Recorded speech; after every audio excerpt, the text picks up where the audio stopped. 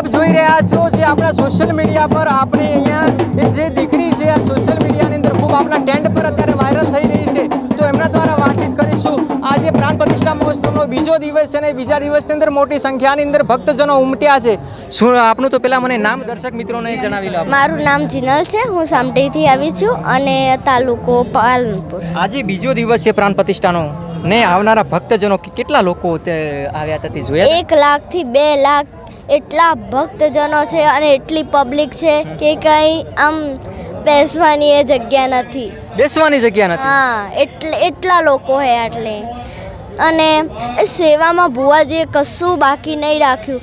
કેટલું થાય ને એટલું, અને કુલ થઈને 26 કરોડનો ખર્ચો થયો. 26 કરોડનો ખર્ચો થયો. એટલો બધો ખર્ચો કરી અને ભુવાજીને કશું જ નથી. એટલે એટલું બધું એટીટ્યુડ પણ નથી. ભુવાજીનો એટીટ્યુડ નથી? ના, નથી, બિલકુલ પણ નથી. હા, એ બીજા બધા કાર્યક્રમ ચાલુ હોય ત્યારે એ બીજા એક જગ્યાએ બેસી રહે. હું તો મારી ખુશી મારા પરિવાર માટે કરું છું. મારે આગળ વધવું છે એટલે વધવું જ છે. હું લાખોમાં ને જહુમાં એટલું માનું એ મને જેટલી સેવા કરાવે એટલી હું સેવા કરીશ.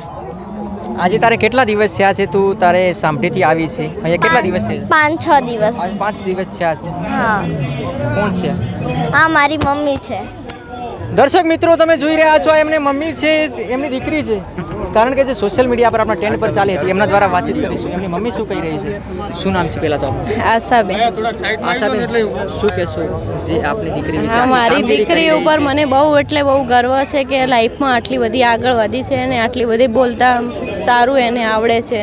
અને 5 દિવસથી અહીંયા ને અહીંયા મારી જોડે છે અને તિલકનું એમ કે સામૈયું બધી રીતે અહીંયા કરે છે. તો તમે આ જોયા કે જે હજુ પણ બીજા દ્રશ્યો બતાવવાના પ્રયત્ન કરીશું. શું કહી રહ્યા છે લોકો? તો આવા દરેક અમારા એપિસોડ જોતા રહો સ્વતંત્ર પર. મળીશું નવા એપિસોડ સાથે. ધન્યવાદ.